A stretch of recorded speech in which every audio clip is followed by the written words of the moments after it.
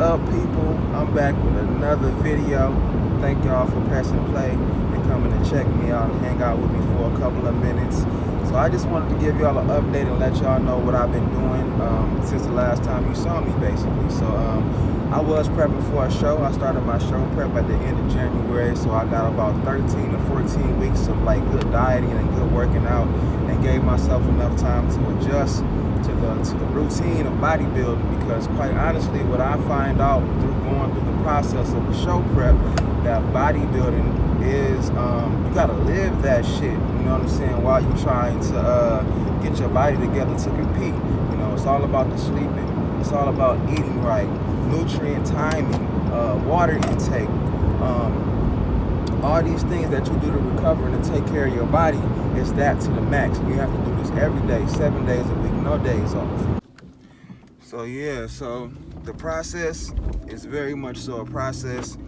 It's not something that just because you assume that you got a great body, that just because you have the aesthetics and the body and the frame, that's gonna get you to a level of where you can compete and actually win. Because we're not doing this shit for no reason. Bodybuilding is motherfucking expensive. You heard?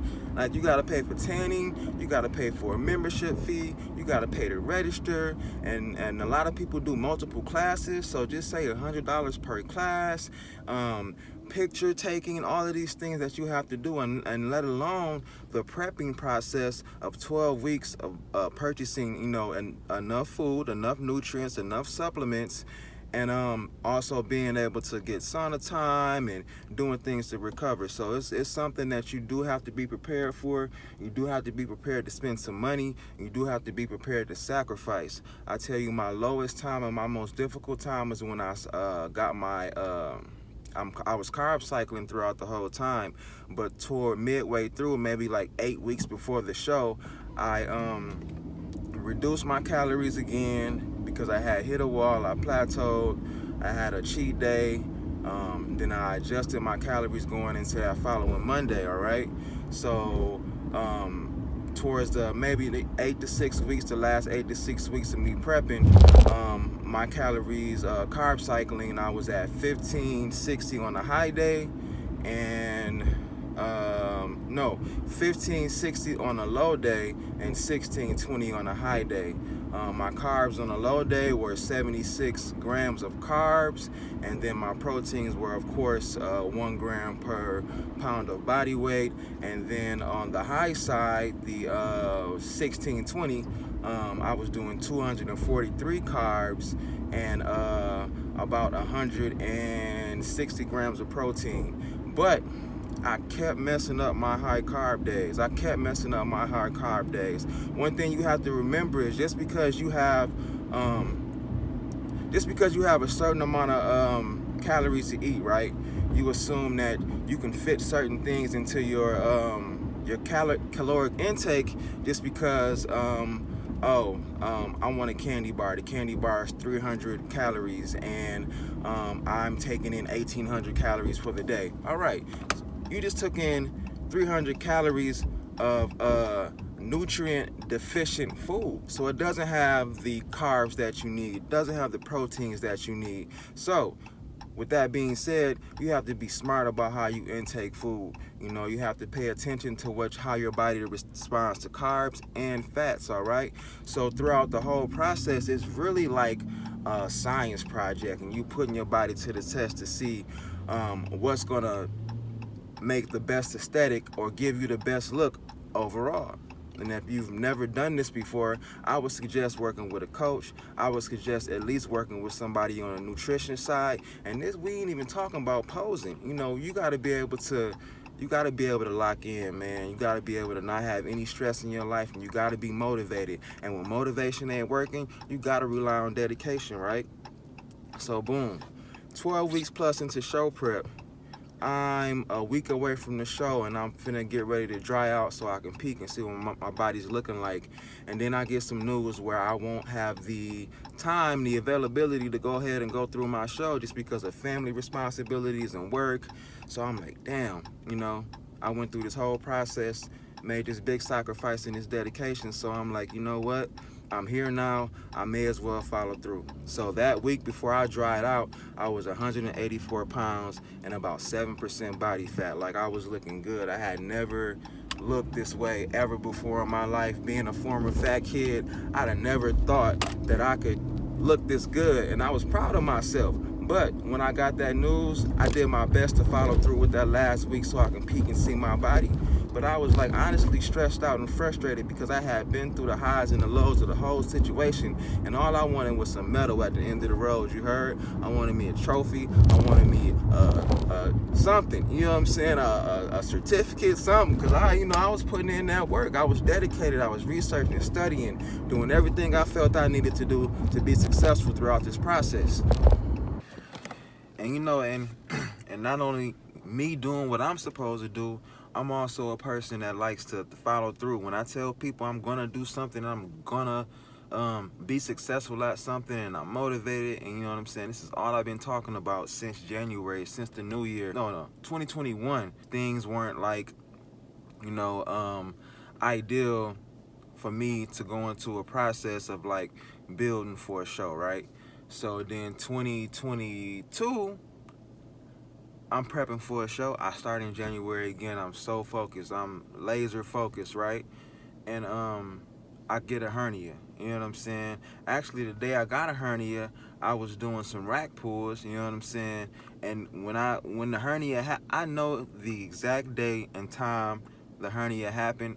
I got the video. I got the footage when it happened. After I got done with that set, I told my girl I got a hernia. And from that point on, I went on from like trying to like push the hernia back in. You know what I'm saying? Doing shit like drinking aloe water and all these like natural remedies. But honestly, the only way to fix a hernia is through surgery. So I got surgery. So 2022, I was out for about 8 to 6 weeks. I could not be in the gym. I don't think I was able to, from like May until freaking the end of July was when I was able to like get back in the gym and do what I had to do. So like this moment this year was a big moment. You know what I'm saying? I was healthy. I was able to recover. You could ask my girl, you know what I'm saying, like for years, like I trained so hard 5, 6, 7 days a week because I enjoy being in the gym. I enjoy the environment. I'm an ex-athlete, you know what I'm saying? So I enjoy like the pain and the process of like working out and growing and getting better. So it was kind of defeating. But, you know what I'm saying, I had finally got to a point where I could accomplish what I said I was going to accomplish, right?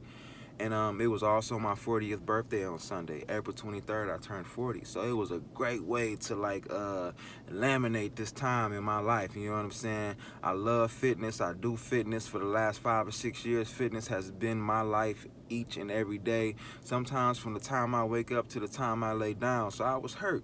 You know what I'm saying? So long story short, I let the stress, and what I wanted to do kind of take over and kind of consume me. But, you know what I'm saying, I was able to bounce back. I continued to work out. I continued to attempt to try to stay focused on my diet. But that was also my birthday weekend. So not doing the show and it being my birthday weekend, I felt like I had the license to go ahead and like live my life and do what I needed to do. So I had a few drinks. I had some birthday cake. I had some ice cream. We went to some nice restaurants. We did our thing. And I come back on Monday and I'm 184, 7% body fat. The Tuesday of that following week is now Monday, the day after my birthday, and I gained like 11 pounds. Me knowing I've done this before, I know it's only water weight. But the thing is, like, so long story short, follow through with your dreams, follow through with your goals. Don't give a care about what nobody has to say. If you can't do what you said you had to do, you take elements and things from that whole situation and you apply them to your life and you keep on going. You get better. You demonstrate. You know what I'm saying? You demonstrate and you motivate. You know what I'm saying? Like, even if you can't do what you said you would do, there's still a goal in that process, all right? So just stay motivated, because I promise you, over the years of me doing fitness, I felt like quitting so many times. But my thing is, I'm here for a greater purpose. my greater purpose isn't just for my city, isn't just for myself, it's for the whole world. So I'm gonna keep on going, I'm gonna keep on pressing through. Like, big shout out to my girl, because she held me down like crazy, you know what I'm saying? Even when I went through the low carb days and my attitude was shitty, I had a funky ass attitude, you know what I'm saying? She still, you know, kept a smile on her face and tried to like motivate me and keep me happy and gave me compliments and made sure I had all of my meal prep. She did all of my meal prep the entire time. I did the research as a certified personal trainer and weight loss specialist, and she did the meal prep as my lady and the person that loves me and who's also enthusiastic about fitness. So we came together and we did something great. No matter what anybody thinks, they didn't see me on that stage, but I did my motherfucking thing, you heard? So I just want to motivate y'all, and I want to say thank y'all for following the channel. I want to say thank y'all for watching the videos, and I'm gonna give y'all a lot more content going forward. All right, I appreciate y'all. Come back next time. Oh, that shit look good.